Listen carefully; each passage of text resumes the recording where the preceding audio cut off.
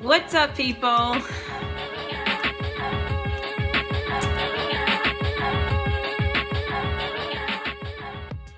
Once I finish this book, I tweeted that I read a lot of heavy hitters this year. But this book was the most distressing. At the end of this book, I just felt heavy. And usually when I finish a book, I have a little bit of book hangover and I need to wait a little bit. At the end of this book, I needed to get on to something else and put something else in my brain and possibly move on to goodness. I don't think I did. I'm started Swing Time. I don't think that book is going to be, I don't know if it's going to be goodness. But anyway, I had to quickly move on to another book to wash my memory of the ending of this book, which was so distressing. So I have to be honest, I had to write some notes with this because this book inspired me to do some writing, and I wrote down all my thoughts onto here, and I'm going to attempt to do this.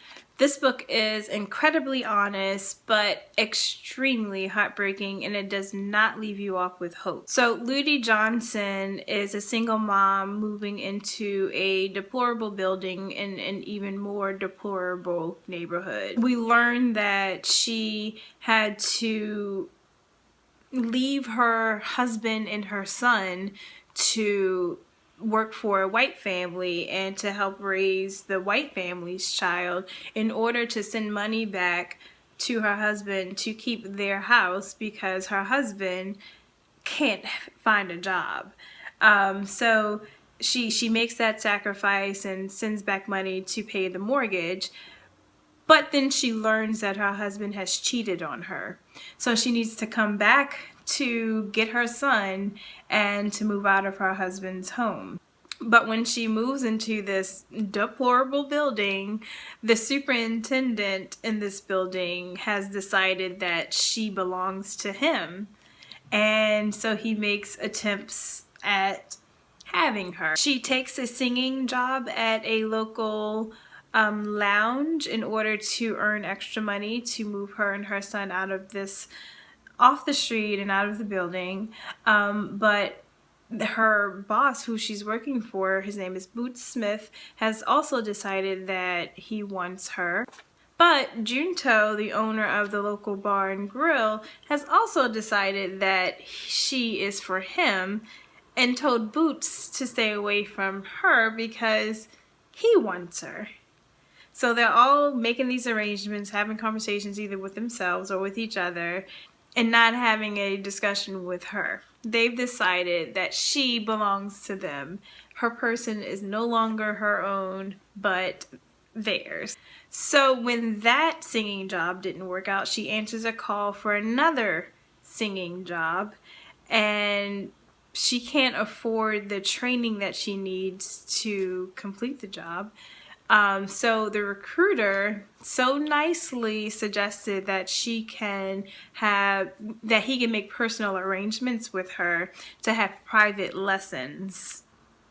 So she meets all of these roadblocks, everything that she tries to do to provide for herself and to create a world that is safe and fulfilling for her son, is blocked because of these predators that are out there. She encounters sexism, racism, economic and social disparities.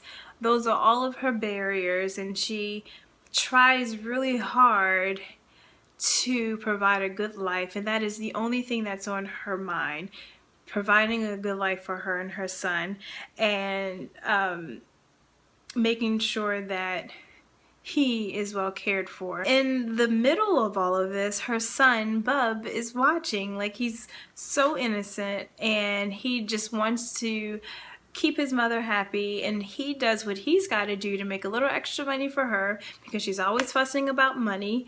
And he wants to get out there and make a little extra money to help her out.